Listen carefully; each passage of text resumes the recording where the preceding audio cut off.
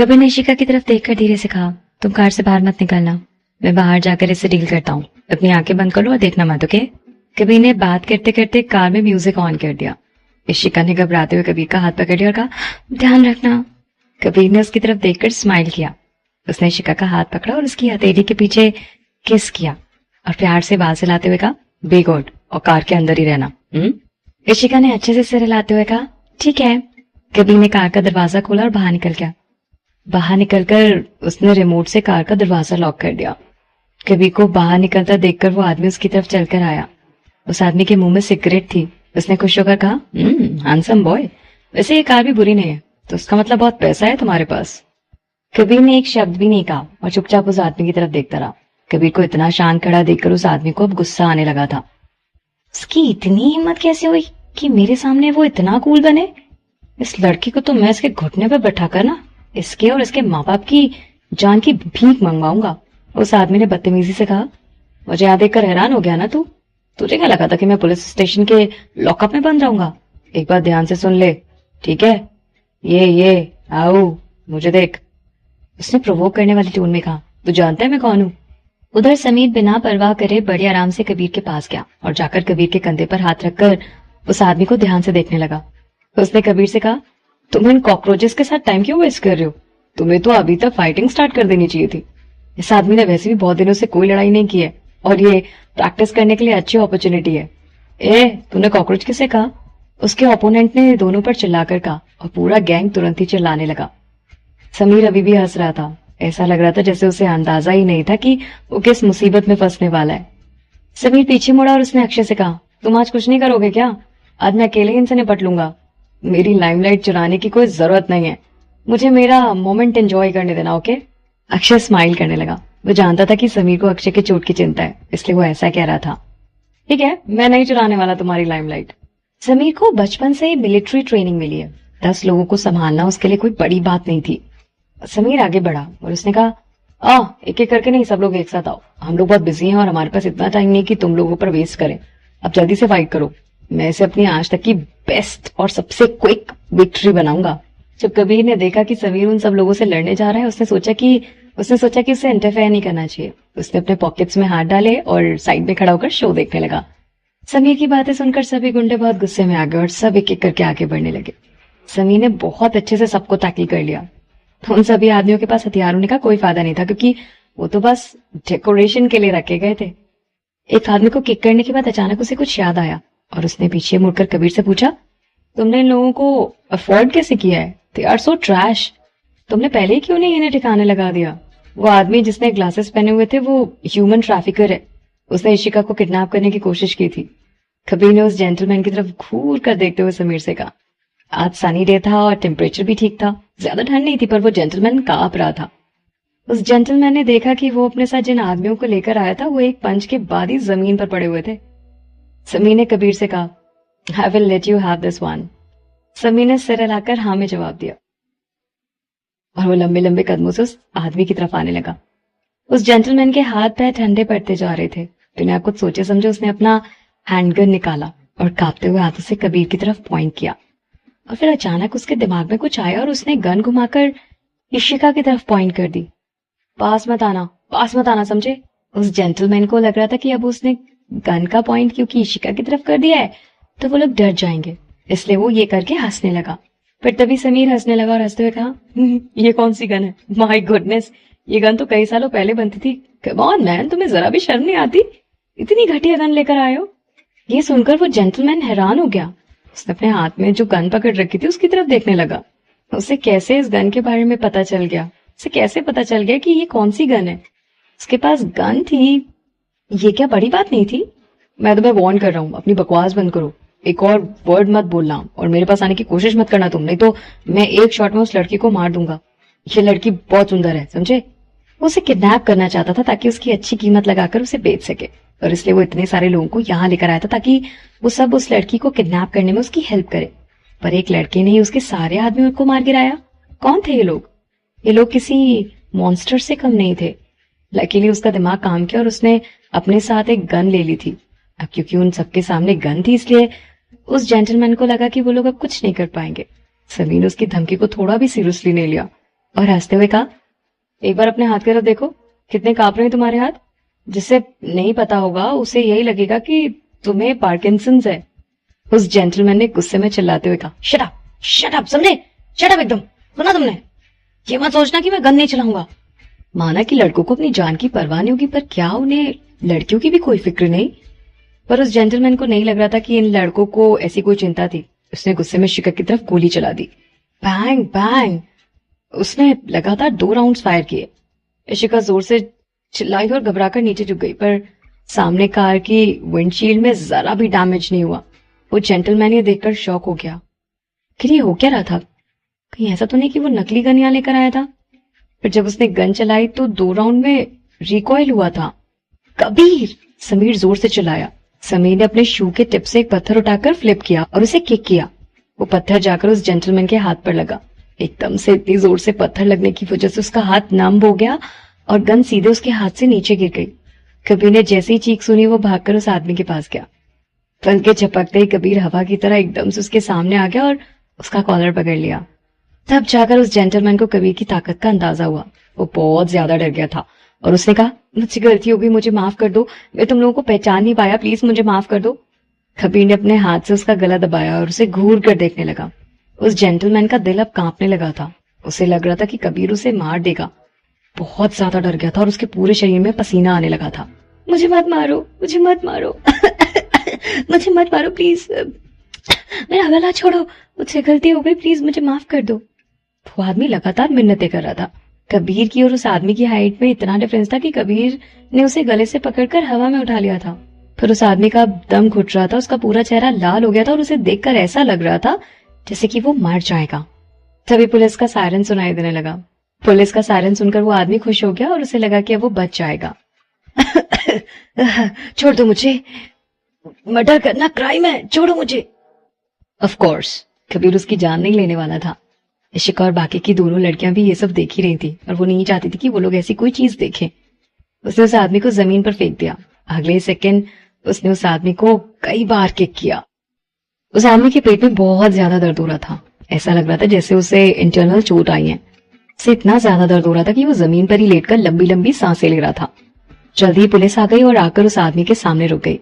जैसे ही उस आदमी ने देखा कि पुलिस की कार में से कौन उतरा है, उसे लगा जैसे उसका सेवियर आ गया हो। एकदम से अपना दर्द भूल गया और चिल्लाते हुए कहा, सेव मी ब्रदर दीपक, मुझे बचा लो, ये लोग मुझे जान से मार डालेंगे। जिस इंसान को उसने ब्रदर दीपक कहा था उसने उसकी तरफ घूर कर देखा और कहा, अरेस्ट दिस ह्यूमन ट्रैफिकर, इन सबको अरेस्ट कर लो। ये सुनकर वो आदमी हैरान हो गया। सब क्या हो रहा था? क्या ये सब बाहर वालों को दिखाने के लिए नाटक चल रहा था? इसलिए उसने भी ज्यादा प्रोटेस्ट नहीं किया। पुलिस अफसर दीपक कबीर और बाकी लोगों की तरफ मुड़ा। उसके एक्सप्रेशंस अब बिल्कुल बदल गए थे। तुरंत उसके चेहरे पर स्माइल आई और उसने कहा, are you mister Kabir? Sorry about giving you trouble. आप आगे की चिंता मत करो, इस बार हम इसे अच्छे से डील करेंगे। कबीर के एक्सप्रेशंस बहुत सीरियस थे और उसने कहा, आपको पुलिस ब्यूरो के हेड ने यहाँ भेजा है ना इसे पकड़ने के लिए? आप ये अब क्यों कर रहे हैं? कबीर उनके कामों को क्रिटिसाइज कर रहा था। अफसर दीपक ने अपने माथे से पसीना पोंछते हुए बहुत इनोसेंटली कहा, वो यहाँ नारियाउल टाउन में टूरिस्ट सीजन चल रहा है ना, तो यहाँ बहुत सारे टूरिस्ट है, इसलिए कन्वीनियंट था। हम बाकी के टूरिस्ट को डराना नहीं चाहते थे। हम नहीं चाहते थे कि उन्हें लगे कि कोई बड़ी बात है। जब उस आदमी को सारी सिचुएशन समझ आई तो वो हैरान हो गया और उसने कहा, ब्रदर दीपक। अफसर दीपक ने उस आदमी को जोर का एक थप्पड़ मारा और चिल्लाकर कहा, शट अप, तुम हो कौन? मैं तुम्हें नहीं जानता। ये मत सोचना कि तुम डर गए तो मैं तुम्हें छोड़ दूंगा। मैं तुम्हें बता दूं, ऐसा कुछ नहीं होने वाला। ये पुलिस ब्यूरो से डायरेक्ट ऑर्डर है। अब तुम्हें कोई नहीं बचा सकता, समझे तुम? ये सुनकर वो आदमी तुरंत समझ गया और अब वो अफसर उसका साथ नहीं देने वाला है। अब तुम्हें मेरी जरूरत नहीं है तो तुम मेरे साथ ऐसे करोगे? तुम बस अपने बारे में सोच रहे हो और मुझे मरने के लिए छोड़ दोगे तुम? हाँ? उस आदमी को चुप कराने के लिए अफसर ने उसके गाल पर 2 थप्पड़ और मारे और उसने उस आदमी की चिन पकड़कर धमकाते हुए कहा, अपनी बकवास बंद करो। वो आदमी बहुत घबराने लगा था पर घबराहट के मारे बस रोए जा रहा था और अब उसके मुंह से एक शब्द भी नहीं निकल रहा था। इसे ले जाकर गाड़ी में डालो। Yes sir. उसके सबऑर्डिनेट्स ने जल्दी जल्दी सारे ऑर्डर्स पूरे किए और जल्दी से उस आदमी का मुंह भी पकड़ लिया ताकि वो आगे और कुछ ना कहे। अफसर कबीर की तरफ मुड़ा और कहा, मास्टर कबीर, आप आगे की चिंता मत कीजिए, हम आपको अपडेट करते रहेंगे इसके बारे में और ऐसा दोबारा नहीं होगा। अक्षय ने एक शब्द भी नहीं कहा, पर जिस तरह से वो उन्हें देख रहा था वो काफी था उन्हें डराने के लिए। तभी समीर हंसता हुआ आया और उसने कहा, अब हमारे पास इतना टाइम है तो चलो पुलिस स्टेशन चलकर देखते हैं कि आगे क्या होता है। How about that? Sure. Sanjana ने सबसे पहले हाँ बोलते हुए अपना हाथ ऊपर कर दिया। बाकियों को भी कोई प्रॉब्लम नहीं थी, सब समझ गए थे कि इन सबके दिमाग में शरारत चल रही है, इसलिए वो सब अपनी अपनी कार में बैठ गए और पुलिस की गाड़ी के पीछे पुलिस स्टेशन चले गए। ये न्यूज सुनकर पुलिस ब्यूरो के हेड भी वहां आ गए। ये तो मेयर का बेटा है ना, और ये तो अक्षय कपूर है ना, और कबीर थापर, और आप दोनों साथ में यहाँ आए हैं। अब अफसर के माथे पर पसीना आ गया। ये सुनकर दीपक शॉक हो गया। इसका मतलब इन सब लड़कों का बहुत इन्फ्लुएंस था। पर जब उसने याद किया कि कबीर किस तरह से उसे देख रहा था, उसे एक अजीब सा टेरर महसूस हुआ था। पुलिस ब्यूरो के हेड ने तुरंत कहा, अरे चलो ऊपर मेरे ऑफिस में बैठकर बात करते हैं, आओ आओ। हेड उन सबको लेकर अपने ऑफिस में गए और एक आदमी को इशारा किया उनके लिए ड्रिंक्स लेकर आने के लिए। अफसर दीपक अपनी जगह पर ही खड़े रहे। उससे अपने माथे पर से पसीने पोंछने का ध्यान तक नहीं रहा। उन्होंने उस आदमी की तरफ देखा जिसे उन्होंने अरेस्ट किया था। उसे देखकर अब वो पछताने लगे। वो आदमी अभी भी उनकी तरफ देख रहा था। जब उसने देखा कि सब लोग वहां से जा चुके हैं, उसने जल्दी से अफसर से कहा, अफसर आपको ही मुझे बचाना होगा, प्लीज। बचाना होगा? तुम्हारे ऊपर गैरकानूनी तरीके से वेपन्स रखने का चार्ज है, और पहले तुमने मर्डर भी किए हैं। तुम्हें अभी भी लग रहा है कि मैं तुम्हें बचा सकता हूँ? और ह्यूमन ट्रैफिकिंग के जुर्म में तो उसे कम से कम 10 सालों के लिए जेल जाना होगा। और ये तो बस अंदाजा था। उस आदमी के चेहरे के रंग उड़ गए ये सब सुनकर। वो समझ गया था कि अब वो खुद को भी नहीं बचा सकता। उसे अंदर लेके जाओ, उसे सिंगल सेल में लॉक कर दो, अफसर ने कहा। उस आदमी के एक्सप्रेशंस एकदम बदल गए थे। उसने गुस्से में कहा, अगर तुमने मेरी मदद नहीं की ना तो मैं सबको तुम्हारे बारे में सच बता दूंगा। अगर मैं मरा तो तुम भी मेरे साथ मरोगे। अफसर दीपक उसे खींचकर जबरदस्ती एक कमरे में ले गए और उसे मारने लगे। थोड़ी देर बाद वो आदमी नीचे गिर गया और खड़ा भी नहीं हो पा रहा था, और कोई और उसे खींचकर बाहर लेकर गया। 10 मिनट बाद पुलिस ब्यूरो के हेड अक्षय, कबीर और बाकी लोगों के साथ नीचे उतरे और उन्हें बाहर तक छोड़ने आए। हेड ने कमरे में नजर घुमाई और जब उसे अफसर दीपक कहीं नहीं दिखाई दिए तो उन्होंने अपने डेप्यूटी को बुलाया। उन्होंने सिर झुकाकर उससे बात की। कुछ मिनट बाद अफसर दीपक भी उस आदमी के साथ लॉकअप में बंद थे। कुछ दिनों बाद नारियल टाउन के पुलिस स्टेशन ने अनाउंस किया कि उन लोगों ने एक बहुत बड़े ह्यूमन ट्रैफिकिंग ग्रुप को पकड़ लिया है। अक्षय और बाकी के लोग जैसे कि उन्होंने प्लान किया था वैसे का शेड्यूल करके निकल गए और खुद ड्राइव करते हुए पूरा सिटी घूमकर वापस आ गए। डिनर के बाद अक्षय नव्या को अपने साथ चोपड़ा रेजिडेंस ले गया। क्योंकि वीकेंड था, अक्षय की मम्मी ने उसे कॉल किया था और कहा कि वो नव्या को बहुत मिस कर रही हैं और वो चाहती हैं कि आज रात को वो लोग यहाँ आए और रुके। वैसे तो अक्षय की मम्मी चाहती थी कि वो लोग डिनर उनके साथ ही करें, पर वापस आते टाइम वो लोग एक जगह रुक गए थे जहाँ का खाना बहुत अच्छा था और ऋषिका ने भी ट्राई नहीं किया था, इसलिए उन लोगों ने वहीं खाना खा लिया। जब तक वो लोग घर पहुंचे तब तक 8 बज चुके थे। नव्या बहुत थक गई थी, उसे बिल्कुल भी चलने का मन नहीं कर रहा था। उसने अपना आधा शरीर अक्षय पर झुका लिया और उसे पकड़कर चलने लगी। घर में घुसते ही उसने देखा कि आंटी कुछ लेकर आ रही है और उन्होंने कहा, तुम लोग आ गए? नव्या को देखते ही अक्षय की मम्मी ने कहा, नव्या बेटा कहाँ थी तुम इतने दिनों से, और तुम इतनी थकी हुई क्यों लग रही हो? आंटी। नव्या ने जाकर आंटी को हक कर लिया। आंटी ने प्यार से नव्या के बाल सहलाए और कहा, ओहो तुम तो बहुत थक गई हो। हाँ अच्छा, मैंने किचन में बोल दिया है तुम लोगों के लिए थोड़ा सूप बनाने के लिए। नहाने से पहले थोड़ा सूप पी लेना तुम दोनों, ठीक है? थैंक यू आंटी, नव्या ने हंसते हुए कहा और आंटी के गाल पर प्यार से किस किया। आंटी बहुत खुश हो गई। वो नव्या का हाथ पकड़कर उसे अपने साथ डाइनिंग टेबल के पास ले गई।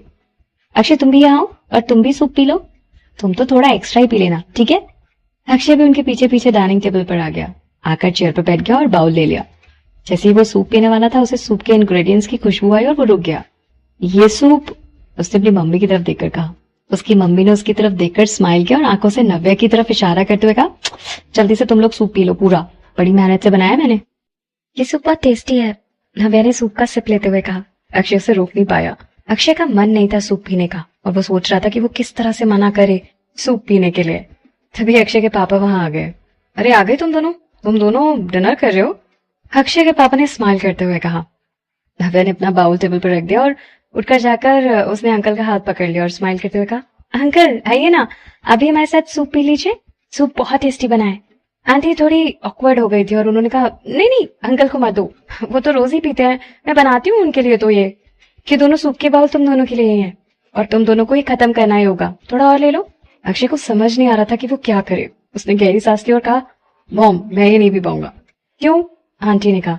क्योंकि अक्षय ने कहा, वेल ऑल राइट, एक्चुअली मैं आपको बताने नहीं वाला था क्योंकि मैं नहीं चाहता था कि आप परेशान हो। वो कल रात मेरा एक्सीडेंट हो गया था और थोड़ा कंकंशन हुआ है, मैं हॉस्पिटल गया था और सब ठीक है। वैसे डॉक्टर ने कहा है मुझे कि मुझे ज्यादा ऑयली और स्पेशली टॉनिक सूप वगैरह नहीं खाने चाहिए।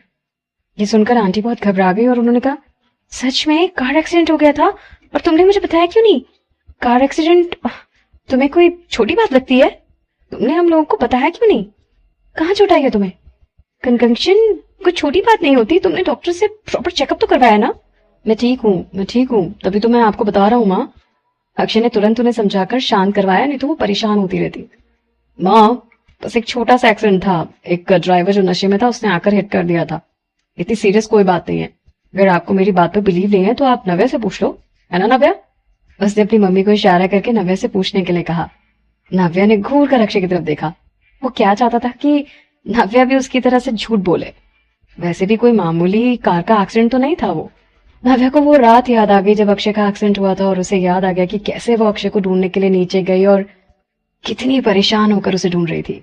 वो बस भगवान से यही मांग रही थी कि अक्षय को कुछ ना हुआ हो, पर क्योंकि वो बड़ों से बात कर रहे थे, नव्या के पास और कोई चॉइस ही नहीं थी और उसे अक्षय की हाँ में हाँ मिलानी पड़ी।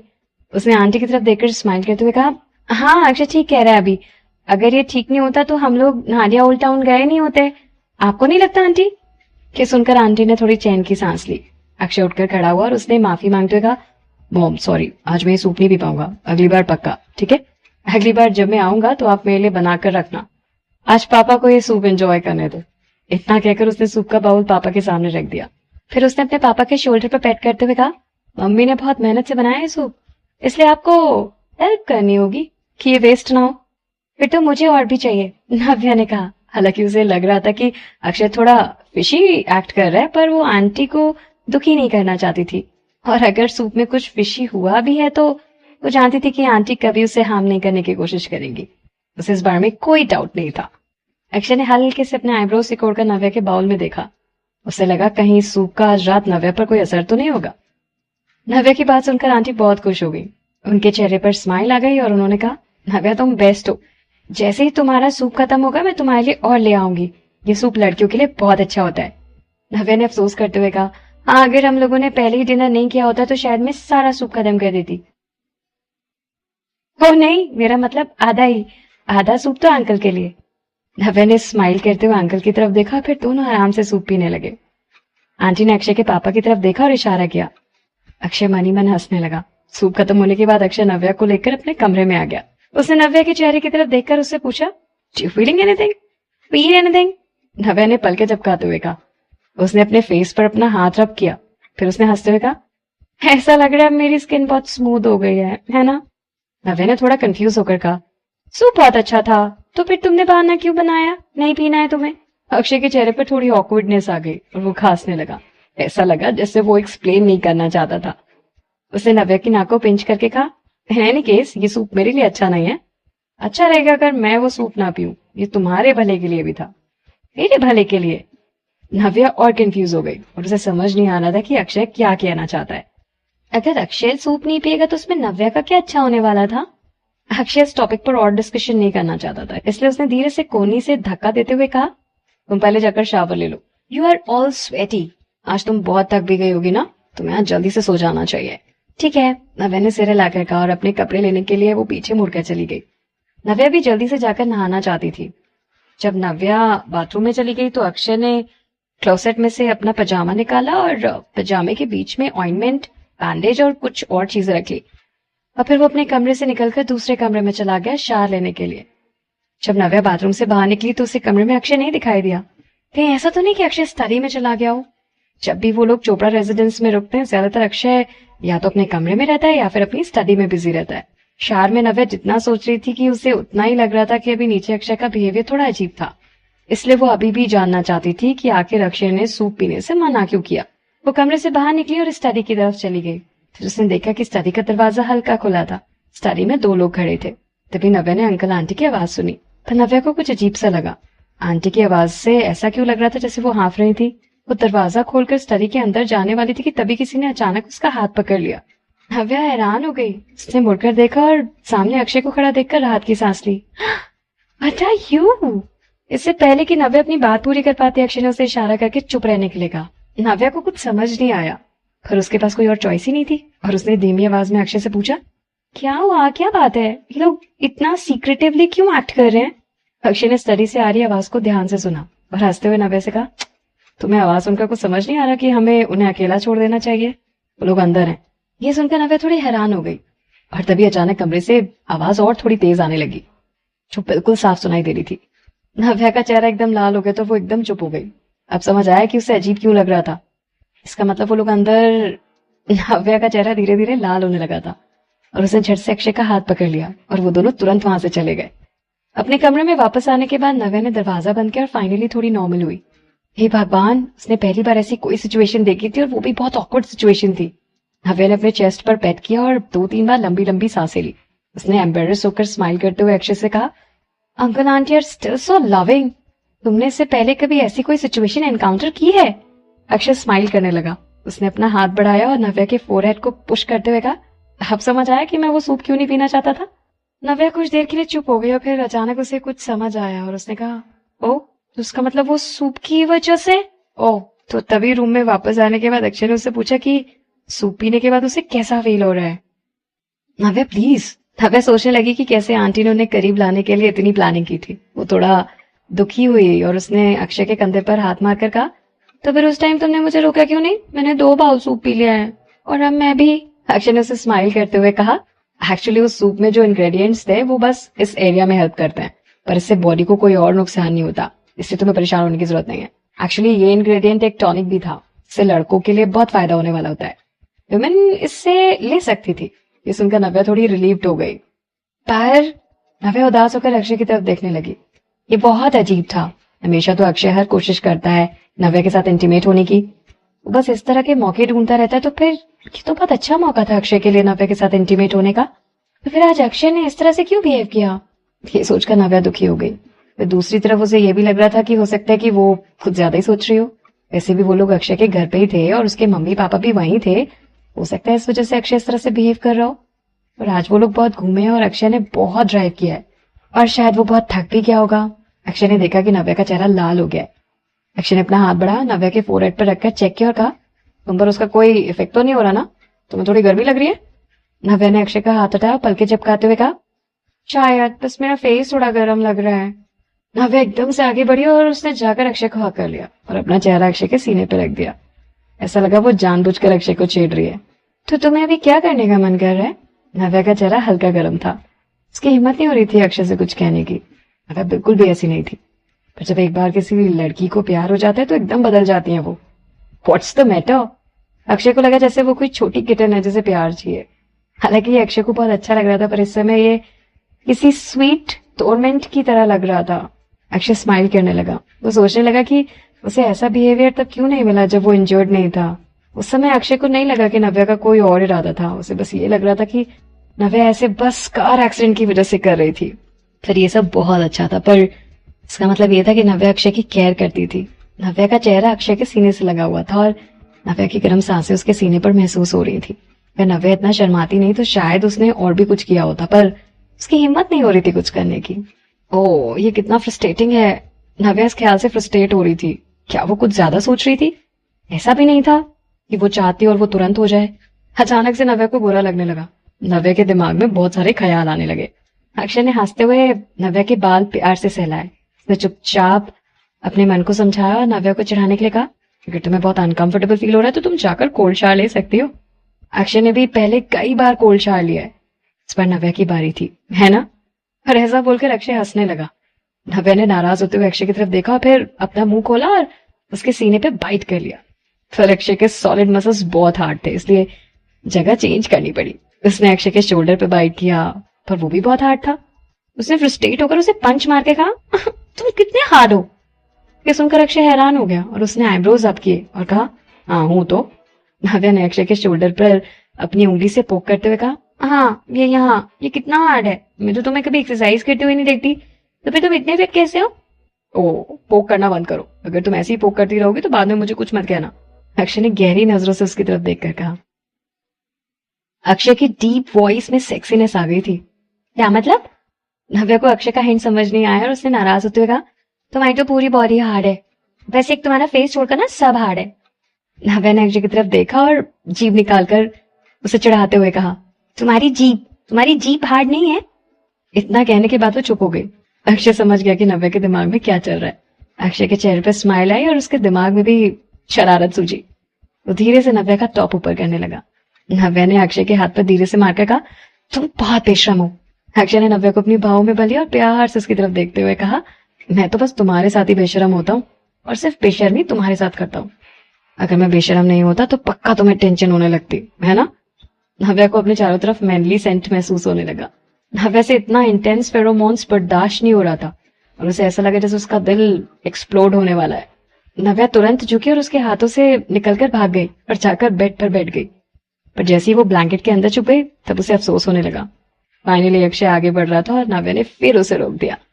नव्या इतनी बेवकूफ कैसे हो सकती है। नव्या सोचने लगी कि उसे इनिशिएटिव लेना चाहिए था। क्या उसे अक्षय को हिंट देनी चाहिए कि वो उसके पास आए, पर उसे अक्षय को कैसे बताना चाहिए। जैसे वो अपने ख्यालों में खोई थी उसे अक्षय के कदमों की आवाज आती सुनाई दी। ये सुनकर नव्या फिर से खुश हो गई। उसे लगा वो फिर से कंटिन्यू करेगा जो वो कर रहा था। ऐसा सोच के नव्या नर्वस हो गई, पर वो चाहती थी कि अक्षय उसके पास आए और उसे ब्लैंकेट में पकड़ ले। अगले सेकंड अक्षय ने वो ब्लैंकेट खींच लिया। उसे अपने ऊपर से अक्षय की आवाज सुनाई दी, ब्लैंकेट के अंदर छुपने की जरूरत नहीं है, तुम्हें टाइम से सो जाना चाहिए, मुझे भी थोड़ा काम है। इतना कहकर अक्षय वहां से जाने लगा। तुम कहाँ जा रहे हो। नव्या जल्दी से उठकर बैठ गई और अक्षय को रोका। अक्षय को याद आ गया कि स्टडी अभी खाली नहीं है। वो पीछे मुड़ा और उसने ड्रॉर में से अपना लैपटॉप निकाला और कहा, मैं लिविंग रूम में अपना काम कर रहा हूँ, तुम यहाँ आराम करो। नव्या नहीं चाहती थी कि अक्षय बाहर जाए। उसने मुंह बनाते हुए कहा, you can stay in the room, बाहर मत जाओ ना, it will be noisy. Akshay ने कहा। नव्या ने अपना सिर हिलाते हुए कहा, मुझे आवाज से कोई प्रॉब्लम नहीं है, मुझे चलेगा, और अभी इतना लेट नहीं हुआ है, मैं भी नहीं सोने वाली हूँ। अक्षय ने भी नव्या की बात मान ली और कहा, ओके देन। लैपटॉप लेकर वो सोफे के पास चला गया और कॉफी टेबल पर रख दिया। अक्षय खुद कार्पेट पर बैठ गया। नव्या बेड से उतरी और अक्षय के पास गई। अक्षय ने नव्या की तरफ ऊपर देखा नहीं, पर उसे याद दिलाते हुए कहा, अपने स्लीपर्स पहन लो। नव्या को याद आ गया। उसने हल्की सी अपनी जीभ बाहर निकाली और तुरंत स्लीपर्स पहन लिए। स्लीपर्स पहनने के बाद वो अक्षय के पास गई और जाकर उसके साथ कार्पेट पर बैठ गई। फिर उसने देखा कि अक्षय की उंगलियां जल्दी जल्दी कुछ टाइप कर रही हैं और ऐसा लग रहा था जैसे उसकी उंगलियां उड़ रही हैं। हालांकि वो बहुत क्यूरियस थी, पर वो उसे डिस्टर्ब नहीं करना चाहती थी। नव्या ने अपना हाथ उठाया, सोफे पर से पिलो उठाया और उसे हक कर लिया। वो चुपचाप वहीं बैठे हुए अक्षय को कीबोर्ड पर टाइप करते हुए देखने लगी। उसे कोई आइडिया नहीं था कि वो क्या टाइप कर रहा है। अक्षय जानता था कि नव्या को वो समझ नहीं आ रहा है, इसलिए उसे कोई टेंशन नहीं थी कि नव्या देख रही थी कि वो क्या काम कर रहा है। कुछ देर तक देखने के बाद नव्या ने यौन किया। अक्षय ने धीरे से कहा, अगर तुम्हें नींद आ रही है तो तुम जाकर सो जाओ ना। नव्या ने सिर हिलाते हुए कहा, मुझे तुम्हारे साथ बैठना है। अक्षय ने स्माइल किया और हाथ बढ़ाकर प्यार से उसका सिर टच किया और फिर उसके हाथ रुक गए। उसने कॉफी टेबल पर रखा हुआ घर का फोन उठाया और कॉल करके हेल्पर से 1 कप गर्म दूध और 1 कप पानी लाने के लिए कहा। नव्या ने देखा कि अक्षय रुक गया है और उसने क्यूरियस होकर पूछा, क्या कर रहे हो तुम, मुझे कुछ समझ नहीं आ रहा। कुछ इन्फॉर्मेशन चेक कर रहा हूँ। अक्षय ने कुछ देर सोचने के बाद कहा, तुम्हें याद है ना, हमें लगा था कि जो भी इंसिडेंट्स हुए थे उसके पीछे अनन्या का हाथ है। मैं बस एविडेंस ढूंढ रहा हूँ। जो लड़का क्लास में तुम्हारे सामने बैठता था उसने कुछ इन्फॉर्मेशन दिए हैं। मैंने उन क्लूज से ही स्टार्ट किया है और मैं ये देख रहा हूँ कि क्या इन क्लूज में कुछ ऐसा है जो अनन्या की तरफ इशारा करता है। अक्षय के सिंपल से एक्सप्लेनेशन से नव्या तुरंत समझ गई। उसने कहा, इसे ही प्रूविंग बाय कॉन्ट्राडिक्शंस कहते हैं क्या। स्मार्ट। अक्षय ने स्माइल करते हुए कहा। तभी एक हेल्पर दूध और पानी लेकर आ गया और देकर वापस चला गया। अक्षय ने गर्म दूध नव्या के सामने रख दिया और कहा, तुम ये पियो, अच्छी नींद आएगी तुम्हें। नव्या ने यौन किया और दूध पीने से मना करने लगी। अब वो कोई 3 साल की छोटी बच्ची नहीं थी, उसे दूध पीने की क्या जरूरत है। मुझे नहीं पीना, मुझे पहले से नींद आ रही है। हाँ, पर फिर से जल्दी से ये पी लो ना, अच्छा रहेगा ये, अक्षय ने कहा। दरअसल अक्षय चाहता था कि नव्या जल्दी से सो जाए, लेकिन नव्या उसके पास बैठी रही तो कुछ चीजें हैं जो अक्षय नहीं कर पाएगा उसके सामने। नव्या ने मुंह बनाते हुए कहा, ठीक है। नव्या ने गर्म दूध का कप उठाया और धीरे धीरे पीने लगी। अक्षय ने झुककर नव्या के गाल पर किस किया और कहा, that is more like it. अगर तुम्हें नींद आ रही है तो तुम जाकर बेड पे सो जाओ, ठीक है। हाँ, नव्या ने कहा और फिर दूध खत्म करने के बाद उसने कप कॉफी टेबल पर रख दिया। उसने अक्षय से पूछा, तो तुम्हें कुछ मिला। अक्षय के एक्सप्रेशन सब थोड़े कॉम्प्लिकेटेड थे और उसने कहा, मुझे मिला तो है कुछ, एक बार मुझे ठीक से चेक कर लेने तो फिर मैं तुम्हें डिटेल में सारी रिपोर्ट्स बताता हूँ। ओके, अब जाकर तुम सो जाओ, तुम्हें टेंशन मत लो, तुम अपना काम करते रहो, नव्या ने कहा। उसका कोई इरादा नहीं था वैसे सोने जाने का, बस अक्षय के साथ रहना चाहती थी वो। अक्षय को समझ नहीं आ रहा था कि वो क्या करे, वहीं बैठे रहने दिया जाए उसे। वो फिर से लैपटॉप पर टाइप करने लगा। थोड़ी देर बाद अक्षय को प्यास लगी। जैसे उसने पानी पीने के लिए ग्लास उठाया, एक विंडो आ गई जिसमें इंग्लिश में एक सेंटेंस लिखा हुआ था, अक्षय मैंने सुना है तुम इंजर्ड हो। अक्षय कुछ देर के लिए हैरान हो गया और उसने जल्दी से वो विंडो मिनिमाइज कर दी। उसे याद आ गया कि नव्या उसके साइड में ही बैठी है। अक्षय तुरंत उसकी तरफ देखने लगा। उसे डर लग रहा था कि कहीं नव्या ने वो सेंटेंस देख तो नहीं लिया, पर उसने देखा कि नव्या ने पिलो पकड़ा हुआ है और उसका सिर उस पिलो पर था। अक्षय को पता भी नहीं चला और नव्या वहीं सो गई थी। यह देखकर अक्षय ने चैन की सांस ली और नव्या की तरफ देखकर स्माइल करने लगा। वो उठकर खड़ा हुआ और नव्या के पास गया। उसने उसे गोद में उठाया और लेकर उसे बेड के पास चला गया। जब अक्षय ने नव्या को बेड पर लिटाया तो उसने अभी भी अक्षय की बाजुएं पकड़ रखी थी। ऐसा लग रहा था जैसे वो उसके हाथ के सहारे ही है और वो नहीं चाहती थी कि अक्षय उसे छोड़कर जाए। अक्षय नव्या के करीब गया और उसके लिप्स पर हल्का सा किस किया और फिर नव्या का हाथ छुड़ा लिया। उसने अच्छे से ब्लैंकेट नव्या को उड़ा दिया और कमरे की लाइट डिम करके वापस अपना काम करने लगा। लैपटॉप स्क्रीन पर फिर से वो डायलॉग बॉक्स आ गया और उसमें इस बार नई इंग्लिश लाइन थी, was the other party too powerful और were you too weak. Akshay ने ध्यान से मैसेज पढ़ा और नाराज होने लगा और जल्दी जल्दी कुछ टाइप करने लगा। मी week, what was the one who fell for the honey trap? Later found out that the beauty was actually a man and almost went to bed with him. जल्दी ही सामने से रिप्लाई आया, मैंने तुम्हें कहा था ना कि इस इंसिडेंट के बारे में कभी बात मत करना। I never mention it again. ये सब भूल जाओ। अक्षय कामयाब हो गया था उस इंसान को प्रोवोक करने में और अब वो स्माइल करने लगा। ये थोड़ा मुश्किल है, वैसे भी प्रोसेस काफी एक्साइटिंग था। मैंने सुना तुम उस इंसान से फिर से मिले। सामने वाला इंसान अक्षय की बातों से प्रोवोक हो चुका था। उसने रिप्लाई नहीं किया बल्कि कंप्यूटर पर अटैक लॉन्च किया। अक्षय ने आसानी से उससे डील कर ली। उसकी उंगलियां बहुत तेजी से कीबोर्ड पर चल रही थी। कुछ राउंड के बाद दोनों बन गए और उनमें से कोई भी दूसरे का कंप्यूटर इनफिल्ट्रेट नहीं कर पा रहा था। इस बीच अक्षय को यह भी डर लग रहा था कि कहीं उसकी टाइपिंग की आवाज सुनकर नव्या उठ ना जाए, इसलिए वो बार बार नव्या की तरफ भी देखकर उसे चेक कर रहा था कि कहीं वो उठ तो नहीं गई। जब उसे लगा कि नव्या आराम से सो रही है तो वो थोड़ा रिलैक्स हो गया। कुछ राउंड्स के बाद उस इंसान ने एक और मैसेज भेजा, I have found that guy's trail. I will stop messing with you. Oh हाँ, by the way, तुम्हें नेक्स्ट वीक आना होगा। अक्षय ने डेट की तरफ देखकर नाराज होते हुए और मैसेजेस किए, चेंज द डेट। क्यों? मेरी वाइफ का बर्थडे है तो मैं बिजी रहूंगा। अगर तुम अपना प्यार का इतना शो ऑफ करोगे तो जल्दी वो खत्म हो जाएगा। अक्षय ने उसका मैसेज पढ़कर आईब्रोज ऊपर की। हालांकि सामने वाले इंसान ने कहा था कि उसे कुछ काम है और वो जा रहा है, पर फिर भी अक्षय ने इस बात को इग्नोर करते हुए उस पर अटैक लॉन्च किया। इससे डील करने के बाद वो आदमी जल्दी से ऑफलाइन भी चला गया। तुम्हें क्या लगता है कि तुम ऑफलाइन चले जाओगे तो मैं अटैक लॉन्च नहीं कर सकता? अक्षय के दिमाग में कुछ शरारत आई और उसने स्माइल करते हुए कीबोर्ड पर अपनी उंगलियां चलाई। उधर सिटी हॉस्पिटल में इतने दिनों तक हॉस्पिटल में रहने की वजह से अब अनन्या बहुत ज्यादा फ्रस्ट्रेट हो गई थी। उसकी सारी लिमिट्स अब क्रॉस होने लगी थी। अक्षय पिछले कई दिनों से उससे मिलने भी नहीं आया और अब अनन्या को लगने लगा कि अक्षय उसे भूल गया है। ये सोचकर अनन्या दुखी होने लगी थी और डिनर के बाद उसने वार्ड में सामान उठाकर फेंकना शुरू कर दिया। उधर नर्सेस को अनन्या से डर लगने लगा था और किसी की भी हिम्मत नहीं हो रही थी कि कोई उसके वार्ड में जाए। मैं ठीक हूँ, नर्स बकवास करी है, उनकी बात मत सुनो आप लोग। मैं नहीं चाहती कि आप यहाँ आओ। मैं आप लोगों को लास्ट टाइम बता रही हूँ, आप दोनों यहाँ नहीं आ सकते। सुना आपने? मैं बिल्कुल ठीक हूँ और मैं नहीं चाहती कि आप हॉस्पिटल आओ मुझसे मिलने। अगर आप दोनों यहाँ आओगे तो मैं 4 इंच यहाँ से भाग जाऊंगी। अनन्या ने गुस्से में चिल्लाते हुए फोन पर कहा। फोन की दूसरी तरफ उसकी मम्मी बहुत मजबूर लग रही थी और उन्होंने अनन्या को मनाते हुए कहा, ठीक है, हम लोग हॉस्पिटल नहीं आएंगे, तो बस अच्छे से रहो, मैं कल तुमसे मिलने आऊंगी, ठीक है? अब टाइम हो गया, प्लीज तुम सो जाओ। मैं जानती हूँ, ठीक है? अब फिर से मुझे कॉल मत करना, मुझे आपसे कोई बात नहीं करनी। अनन्या बहुत ज्यादा गुस्से में थी और उसने इतना कहकर फोन रख दिया। पर क्योंकि वहां कोई भी नहीं था बात करने के लिए, इसलिए अब उसे और भी ज्यादा बुरा लगने लगा। मुझे हॉस्पिटल में नहीं रहना है, I want to be discharged. उसने अपना ब्लैंकेट हटाया और बेचैन होकर बेड से उतर गई। उसके पैरों पर लगा प्लास्टर अब निकल चुका था और अब उसकी चोट इतनी सीरियस नहीं थी जितनी डॉक्टर्स ने बताई थी। हाँ, बस वो ज्यादा एक्सरसाइज वगैरह नहीं कर सकती थी, पर अगर वो अपना अच्छे से ध्यान रखे तो वो अपनी नॉर्मल लाइफ कैरी ऑन कर सकती है। अनन्या का पेशेंस अब खत्म हो चुका था। अक्षय एक बार भी उससे मिलने नहीं आया और अब वरुण का भी कोई अता पता नहीं था। पहले वरुण अनन्या के साथ कितने अच्छे से पेश आता था। हालांकि उसने उस दिन अनन्या से बहुत प्यारी बातें की थी, पर आजकल उसका बिहेवियर बहुत चेंज हो गया है और अब वो पहले की तरह वार्म फील नहीं कराता। जब से अनन्या छोटी है तब से उसकी हर जिद पूरी की गई और उसे बिगाड़ दिया गया। और अगर कोई उसे बेरुखी से बिहेव करता है तो अनन्या बिल्कुल बर्दाश्त नहीं कर पाती और ना ही उसे बर्दाश्त होता है। अनन्या थोड़ा नाराज थी। हमेशा की तरह अनन्या ने वरुण को कॉल किया क्योंकि वो चाहती थी कि वरुण उससे मिलने आए। अगर वो बिजी भी होगा तब भी वो उससे इंसिस्ट करती कि वो उससे मिलने आए। अनन्या को कोई फर्क नहीं पड़ता था, बस वो सबसे इंपॉर्टेंट इंसान होनी चाहिए। पर क्योंकि शायद नेटवर्क प्रॉब्लम था, इस वजह से उसका कॉल कनेक्ट नहीं हो पा रहा था। अब अनन्या को बहुत गुस्सा आने लगा था। और वैसे भी वरुण ने कहा था कि वो हॉस्पिटल में है।